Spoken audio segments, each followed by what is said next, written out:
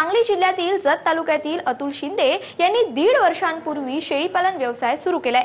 शिक्षणानंतर नोकरीच्या मागे न लागता त्यांनी शेळीपालन सुरू केलं। बाजाराची गरज लक्षात घेऊन शेळ्यांचं पालन केल्यानं त्यांना यंदा पावणे 2 लाख रुपयांचा नफा मिळालाय। आज आपण अतुल शिंदे यांच्या शेळीपालन व्यवसायाची यशोगाथा जाणून घेण्यासाठी सांगली जिल्ह्यामध्ये जाऊयात।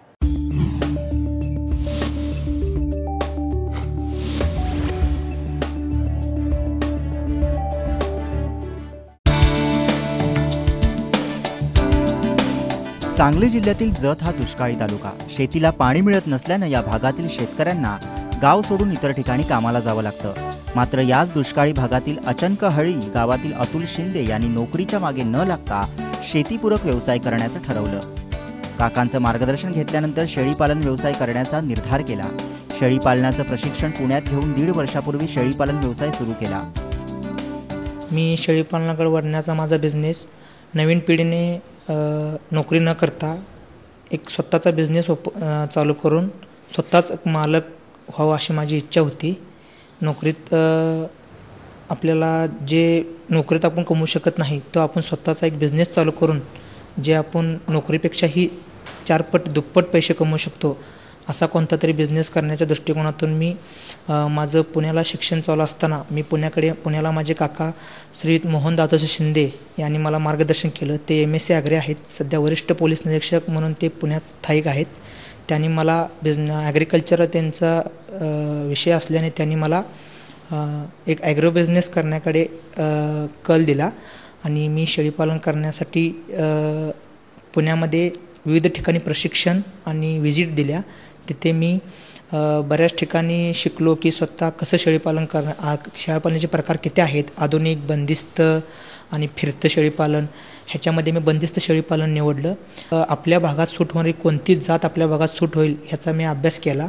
सध्या माझ्या फार्ममध्ये पंजाबी बिटल, राजस्थानी सोजत आणि ईदसाठीचे 30 बोकडांचे लॉट आहे। शिंदे यांनी 100 फूट लांब आणि 50 फूट रुंद असा शेळीसाठी शेड उभारलाय। या शेडमध्ये सोजत, बीटल आणि उस्मानाबादी जातीच्या शेळी आहेत। या शेळ्यांच्या खाद्य आणि आरोग्याकडे विशेष लक्ष देण्यात येतं। सकाळी शेळ्यांना सुका चारा देण्यात येतो, त्यानंतर 2 तासानंतर परत खाद्य देण्यात येतं। सायंकाळी मका, शेंगपेंड देण्यात येते। चाऱ्यामध्ये मी शेळ्यांना सकाळी सुका चारा देतो, 9 वाजता सुका चारा देतो, त्यानंतर 2 तासांनी ओला, परत 1 वाजता वाळला चारा देतो, 4 वाजता परत ओला, 6 वाजता त्यांना मक्का, शेंगपेंड हे खाद्य देतो। त्याच्यानंतर रात्री 8 वाजता मी त्यांना लाईटली शेवरी, सुबाबळ, मेथीघास हा प्रकार त्यांना मी देतो। सध्या माझ्याकडे चाऱ्यामध्ये मेथीघास, सुबाबळ, शेवरी, तुती हे माझ्याकडे चारा अवेलेबल आहे आणि मक्का, परत कडवळ हे अवेलेबल आहे। सुक्या चाऱ्यामध्ये माझ्याकडे ज्वारीचा कडबा कुट्टी आणि तूर बुसकट ह्या 2 गोष्टी माझ्याकडे अवेलेबल आहेत। मी त्यांना सप्लिमेंट म्हणून मक्का, शेंगपेंड, परत प्रत्येक 3 महिन्यातून माझं डिवॉर्मिंग जंतुनाशक मी देतो। त्याच्यानंतर लिक्विडमध्ये त्यांना प्रत्येक बोकडाला जर महिन्यातून 15 दिवस लेवोस्टॉक आणि 4 दिवस मिल्सिकॅल हा त्यांना माझ्याकडून त्यांना दिलं जातं। त्यामुळे शरीरातली त्यांची कमतरता पूर्णपणे भरून निघते। शेळ्यांना 24 तास पाणी मिळावं यासाठी 2000 लिटरची पाण्याची टाकी बांधली आहे। तसंच चाऱ्याची कमतरता पडू नये यासाठी शिंदे यांनी मेथी घास, मका, शेवरी, कडवळ या चारा पिकांची लागवड केली आहे। विशेष म्हणजे या फार्मवर त्यांनी CCTV लावले आहेत। त्यासोबतच शेळ्यांचं व्यवस्थापन करण्यासाठी एक कामगार ठेवला आहे। CCTVमुळे बाहेरगावी असताना मोबाईलचा वापर करून व्यवसायाचं व्यवस्थापन करणं शक्य होत आहे। त्यासोबत पशुवैद्यकीय अधिकाऱ्यांकडून शेळ्यांचं आरोग्य तपासणीही केली जाते। प्रत्येक सकाळी प्रत्येक शेळ्यांना खाद्य दिल्यानंतर चेक केलं जाते की कुठली शेळी खाते। जी शेळी कोपऱ्यात जाऊन उभारते त्या शेळीचं टेम्परेचर चेक केलं जातं। टेम्परेचर चेक केल्यानंतर तिला जर टेम्परेचर असेल तर तिला डॉक्टराकडून योग्य सल्ला घेऊन त्याला ट्रीटमेंट केली जाते। मी फार्मवरती बाहेर असलो किंवा बाहेरगावी असल्यानंतर फार्मवरचं नियोजन कशा प्रकारे केलं जातं यासाठी मी CCTV बसवलेले आहेत। मी कुठे जरी बाहेर असलो तर माझ्या मोबाईलमध्ये CCTV कॅमेरावरून मी चेक केलं जातं की कामगार काम करतात का नाही, कुठल्या शेळीला काय अडचण आहे, गप उभारले, कुठल्या शेळीला काय प्रॉब्लेम आहे का, हे CCTVवरून रात्री चेक केलं जातं. मला कुठली शेळी गाभण गेली का हे पण मला त्याच्यावरून कळलं जातं. त्या शेळीच्या खून शोधून मी त्याचा बिल्ला चेक करून माझ्या रेकॉर्डला ती नोंद केली जाते. शिंदे यांनी सुरू केलेल्या शेळीपालन व्यवसायातून त्यांना पहिल्याच वर्षी 5 लाख रुपयांचं उत्पन्न मिळालं. एका शेळी विक्रीतून त्यांना 5,000 रुपयांचा नफा मिळतो. यावर्षी त्यांना शेळी विक्रीतून 2.25 लाखांचा नफा मिळाला आहे.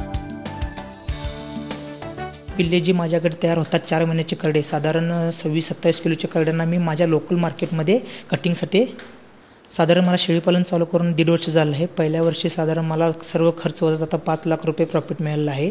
ईदच्या बोकडामध्ये साधारण प्रत्येक बोकडाला एक वर्षाच्या बोकडाला 5,000 खर्च येतो ईद बोकडासाठी साहेब.